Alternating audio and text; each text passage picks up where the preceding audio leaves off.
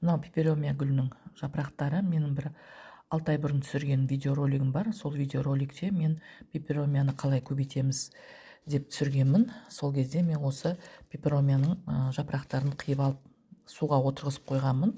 Бірақ ол суда ұзақ отырып, дұрыс тамырланбады. Содан кейін барып мен алып осындай құмға отырғыздым.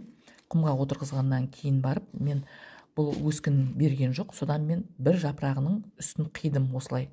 Содан кейін бұл осындай өскін бере бастады. Міне көрсеңіздер, өскін үлкейіп өсті. Осы өскін өсе бастағаннан кейін мен мына екі жапырақты үстіңгі жағын қиып тастадым. Содан міне көрсеңіздер, енді бір осындай өскін шығып келе жатыр. Ал мына жапырақтан әлі өскін шыққан жоқ. Негізі өскін шығады деген ойдамын.